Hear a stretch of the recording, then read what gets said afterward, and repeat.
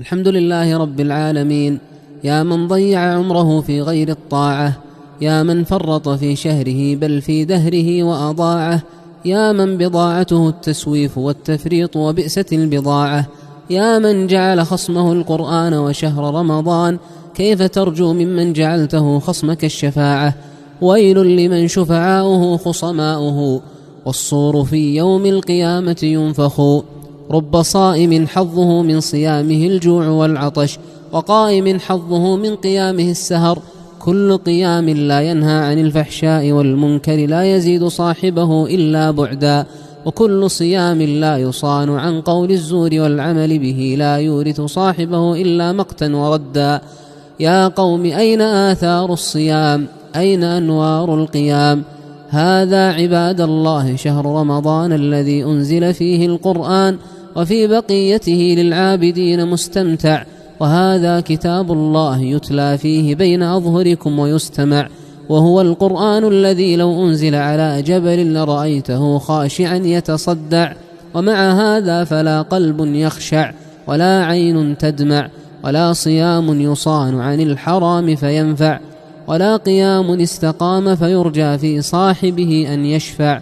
قلوب خلت من التقوى فهي خراب بلقع، وتراكمت عليها ظلمة الذنوب فهي لا تبصر ولا تسمع. كم تتلى علينا آيات القرآن وقلوبنا كالحجارة أو أشد قسوة، وكم يتوالى علينا شهر رمضان وحالنا فيه كحال أهل الشقوة. لا الشاب منا ينتهي عن الصبوة، ولا الشيخ ينزجر عن القبيح فيلتحق بالصفوة.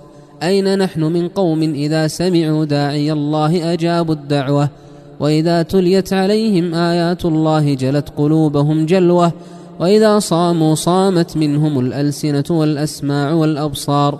أفما لنا فيهم أسوة؟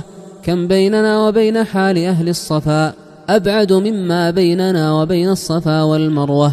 كلما حسنت منا الأقوال ساءت الأعمال، فلا حول ولا قوة إلا بالله العلي العظيم. يا نفس فاز الصالحون بالتقى وأبصروا الحق وقلبي قد عمي، يا حسنهم والليل قد جنهم ونورهم يفوق نور الأنجم. ترنموا بالذكر في ليلهم فعيشهم قد طاب بالترنم، قلوبهم للذكر قد تفرغت دموعهم كلؤلؤ منتظم، أسحارهم بهم لهم قد أشرقت وخلع الغفران خير القسم.